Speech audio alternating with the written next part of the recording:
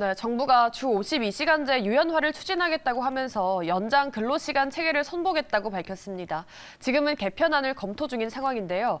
실제로 우리 직장인들의 근무 형태가 어떻게 달라질지 궁금해하실 분들을 위해서 이슈 돋보기 시간에 이종근 시사평론가 모시고 꼼꼼히 파헤쳐보겠습니다. 안녕하십니까? 네, 안녕하십니까. 네.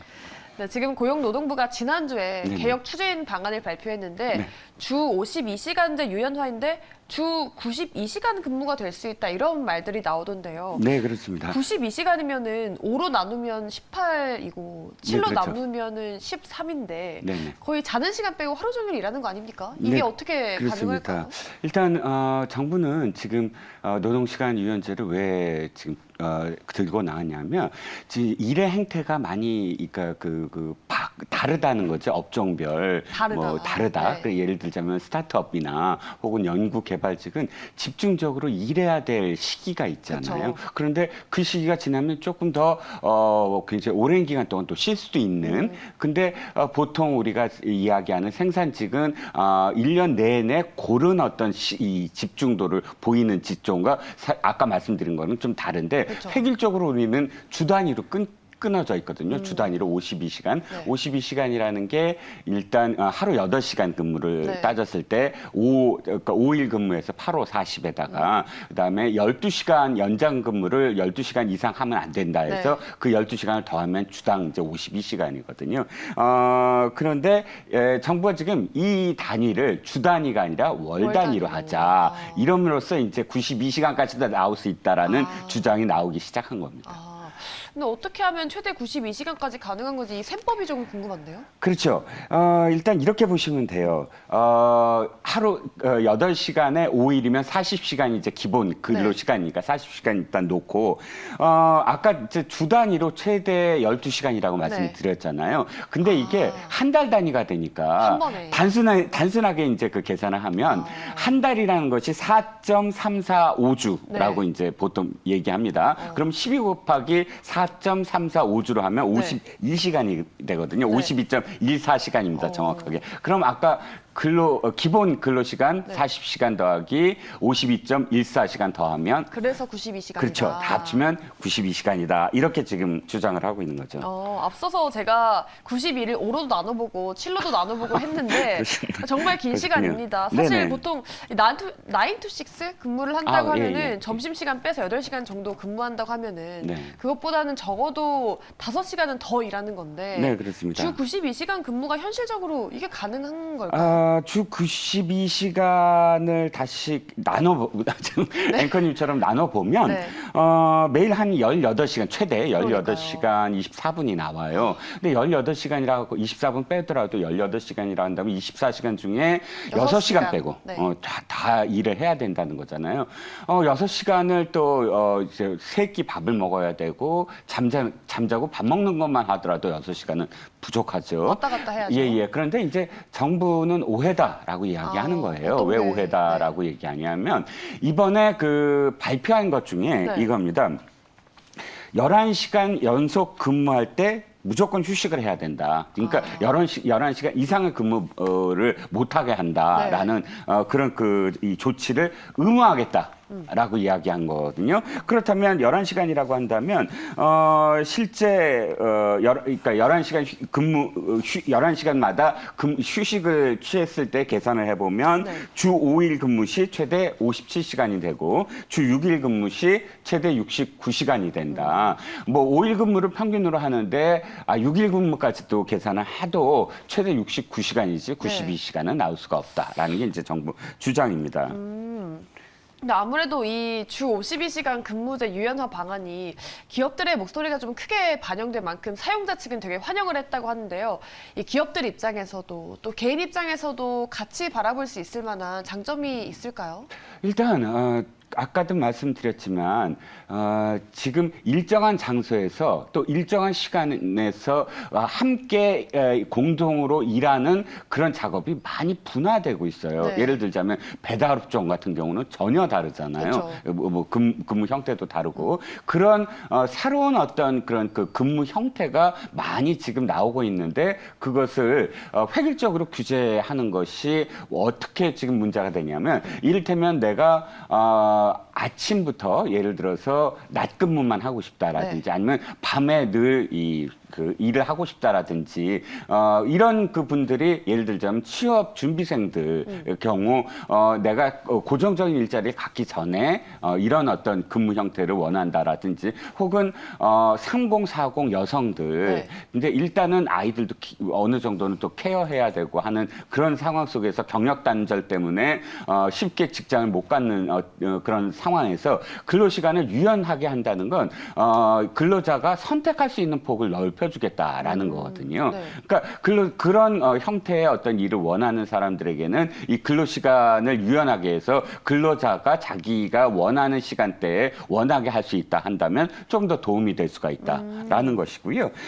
특히 이제 아까 제가 이제 단순 비교는 못하는 상황이다라고 말씀을 드린 것 중에 하나가 생산직이거든요. 그냥 생산직의 경우는 이것을 주 52시간을 일괄적으로 규제하다 보니까 그걸 안 지키면은 사업자에게 어쨌든 그 과태료가 돌아가게 되죠. 그러면 그 경우는 차라리 이 사용자 측에서는 사람들을 못 구하는 상황이 되고요. 근로자들은 실질적으로 임금을 보전 못 받는 어떤 상황까지도 될 수가 있다는 겁니다. 악순환이 이어지겠네요. 그렇죠. 그러니까 일단 이 스타트업이나 아까 말씀드렸던 부분, 그 연구개발 부분도 사실상 주 52시간으로 한다면 목표를 달성할 수 없는 상황들, 이를테면 게임 산업 같은 경우, 그렇죠. 일정한 어떤 시기에 이것을 버전을 높여야 된다든지 하는 상황 속에서는 진짜 집중적으로 일을 해야 되는 것이고 또 R&D, 연구개발 쪽도 마찬가지죠. 연구 인력들은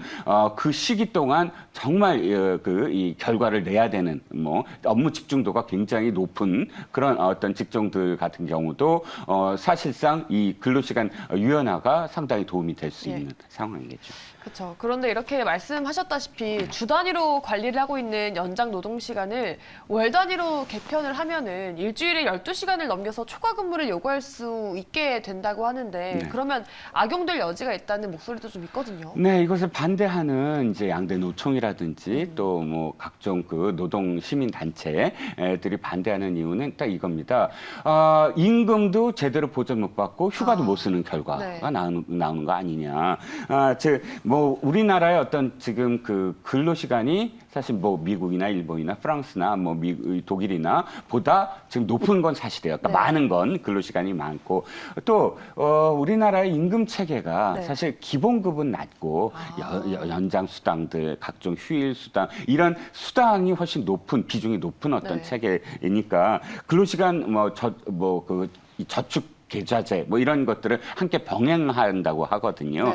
그랬을 때 실질적으로 내가 지금 초과 근로 시간은 나중에 내가 휴가로 보상받을 거야 라고 하더라도 우리나라의 어떤 노동 임금 체계 속에서는 아까 말씀드린 대로 휴가는 못 받고 임금은 낮아지는 그런 결과를 낳을 수도 있다라는 것이고요. 사실상 윤석열 정부가 이번 노동시간 유연제를 택하면서 이 계획을 세우면서 우리가 좀 자율적으로 해야 된다. 그러니까 외국 같은 경우는 사실 노사의 단체 협약으로 이것을 거의 다 규정을 하는데 우리는 정부가 일률적으로 지금 규제를 하고 있잖아요. 그러니까 노사가 이것은 자율적으로 정해야 된다라는 그쪽으로 유도한다라는 게 윤석열 정부의 이제 입장인데 이것에 악용 소지가 있다라고 걱정하는 측에서는 사실 그러면 노동조합이 있는 측에서는 단체 협상을 한다고 치더라도 노동조합이 없는 곳은 어떻게 할 거냐. 그건 사용자가 임의로 이것을 악용할 수 있는 거 아니냐 하는 것이고요. 일단 그래서 보완을 요구하는 그런 그 학계에서는 이 근로자 대표에 대해서 그러니까 노동조합이 강요사항은 아니니까요. 하지만 근로자 대표제를 보다 더 자율적으로 공정하게 조직할 수 있게 해줘야 된다. 그래서 노동조합을 만들어라. 아까 노동조합보다는 조금 더 결속력이 낮지만 근로자 대표제 정도의 그런 그 조직을 만들어서 어쨌든 권장을 하고 사용자 측이 그것을 개입하지 않는 상황 속에서 협약이 이루어질 수 있도록 유도해야 된다. 그러니까 악용의 소지가 있다라는 부분이 바로 그 점에서 지금 나타나고 있는 겁니다. 네, 앞서 말씀을 해주셨는데 지금 한국인 1인당 연간 노동 시간이 OECD 최상위권에 속한다고 합니다. 그런데 노동 생산성이 하위에 머물고 있다고 하는데요. 단순히 보면 뭐 일은 많이 하지만 효율성은 떨어진다라고 볼 수가 있겠는데 이 원인이 긴 근로시간 때문이라고 합니다. 다른 나라들은 근무 시간이 좀 어떻게 더 짧을까요? 일단 지금 OECD 전체 국가에서 최상위층은 그 당연한 계속 그렇게 되고 있고요. 네. 그걸 전제로 해서 다른 나라의 근로시간 유연성은 어떨까 하고 네. 비교를 하면 사실 그러니까 외국 같은 경우 훨씬 더 유연한 건 맞아요. 그쵸. 예, 우리는 근로시간이 많긴 하지만 예를 들어서 영국 같은 경우는 주당 48시간이 원칙입니다. 아. 그런데 단 이 노사가 합의할 경우 예외적인 네. 합의를 인정하고 있고요. 또 미국 같은 경우는 주 40시간인데 초과 근로는 역시 단협으로 결정하게 돼 있고 또 뭐 독일이나 프랑스 같은 경우 6개월 주 48시간, 3개월 주 44시간인데 이게 평균이거든요. 6개월 평균, 3개월 평균. 그러다 보면 6개월 동안 3개월은 주 48시간을 훨씬 넘길 수도 있고 나머지 3개월은 네. 더 낮을 수도 있고 이런 좀 더 유연한 그런 제도를 갖고 있다는 겁니다. 네. 주 52시간 근무 유연화 지금 논란이 많이 있는 상황인데요. 이 정책의 방향에 대해서는 노동자들의 목소리와 현장의 상황을 종합적으로 반영해서 좀 현실적인 개편이 추진되어야 할 것 같습니다. 네, 오늘 이슈 돋보기는 이종근 시사평론가 수고해 주셨습니다. 말씀 고맙습니다. 감사합니다.